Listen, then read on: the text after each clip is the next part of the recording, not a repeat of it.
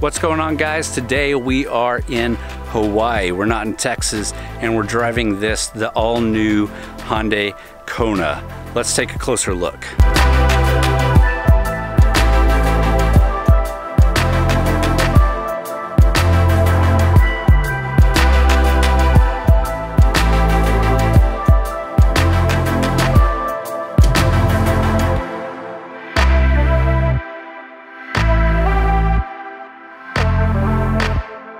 The Kona is considered a small CUV.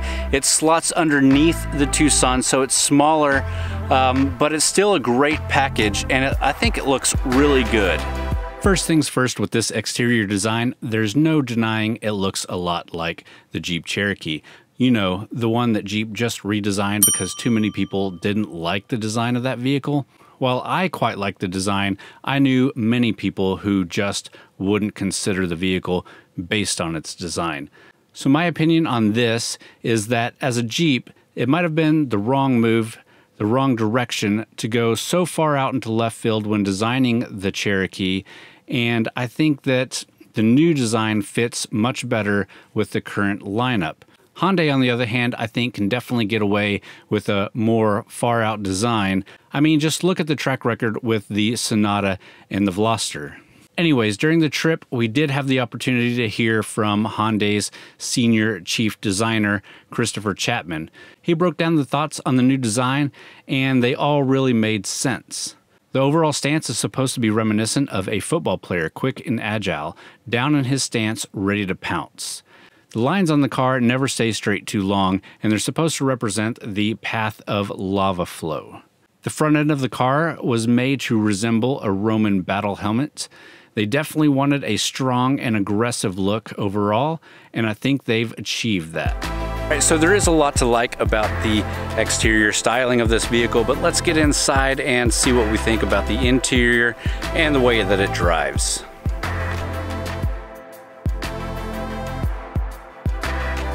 So they've done a lot of work on the inside of this car too, to make it very spacious for the size of vehicle that it is. And it's done really well.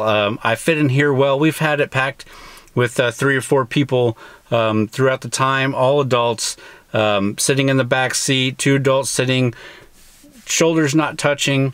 So it's a small car, but the interior is definitely packaged so that you don't feel it being that small of a car when you're inside.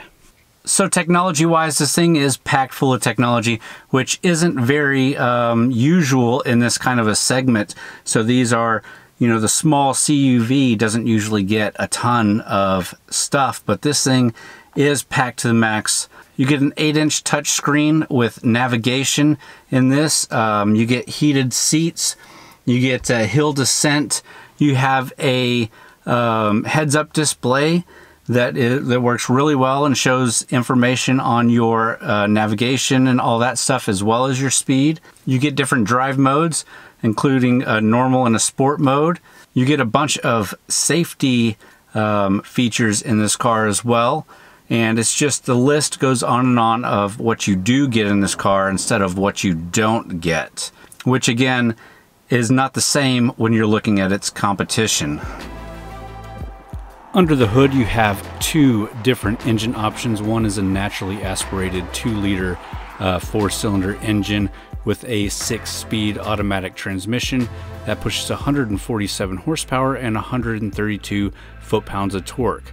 The other engine in the vehicle we're driving is a 1.6-liter turbocharged engine with a 7-speed EcoShift DCT transmission pushing 175 horsepower and 195 foot-pounds of torque.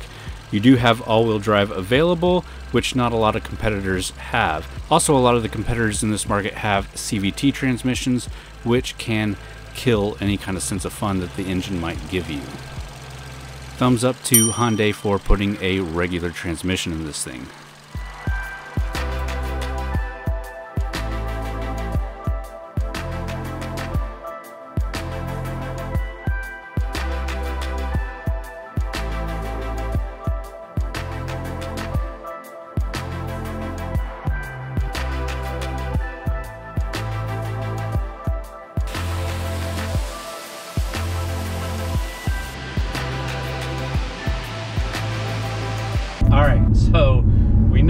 looks pretty cool.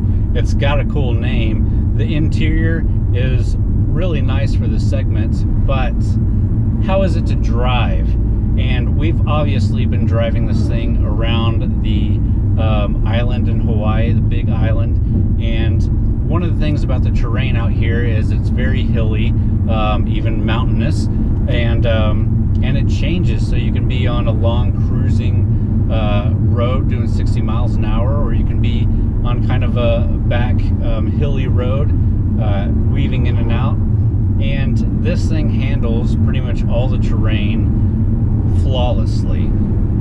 I think the 1.6 liter turbocharged engine is a great option in this car. It gives you lots of power, especially for going up hills and carrying your speed. You can even put it into sport mode, and it actually does wake up that engine even more, stiffen that steering, and makes it much more sporty feeling. Or you can leave it in normal mode, and it's just a comfortable cruiser. And it is comfortable. These seats are comfortable. We've been driving it for 2 days, just non-stop on this island. Pretty much covered everything you can cover here. But it's again just a very comfortable and easy cruising vehicle. And I gotta say, I quite like it. It's a really good vehicle, especially if you're looking for this small CUV segment. If you're bumping up from a sedan and looking for an SUV, but you don't want something too big, you just want something, you know, if you want something stylish like this and fun to drive, this is a great option. And when you look at its competition, they might have some style, they might have some here and there things, but I think what Hyundai really beats them on is the driving dynamics. This has, again, that 1.6 turbocharged engine, and it has an actual, you know, transmission, not a CVT, and I think it makes all the difference in the driving dynamics of this car.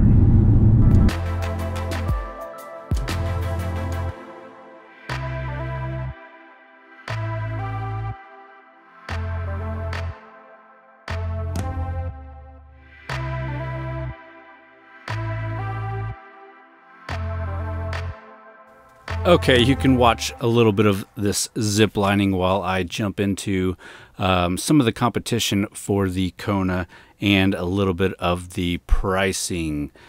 So competition-wise, you're looking at the Jeep Renegade, the Honda HR-V, the Chevy Trax, the Toyota CHR, the Subaru Crosstrek, the Mazda CX-3, the Ford EcoSport, and the new Nissan Kicks.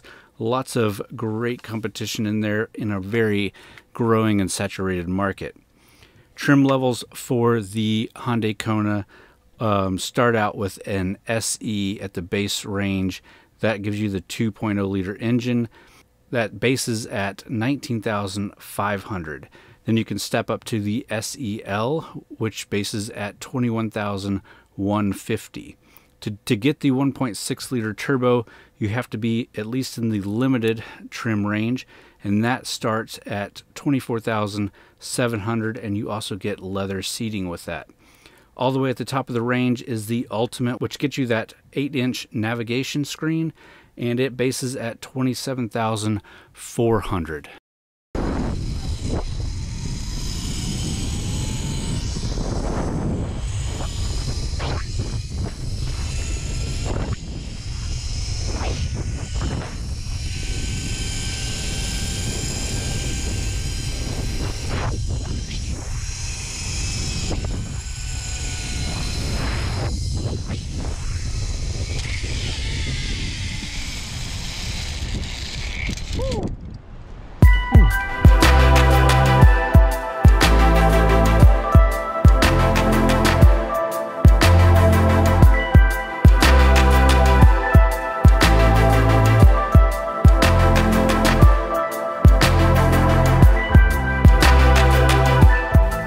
Well, I hope you really enjoyed that video. If you did, hit that thumbs up button. Leave me a comment down below. Let me know what you think about this car. Let Hyundai know that they didn't waste their money sending me here to Hawaii to drive it. And as always, thanks for watching.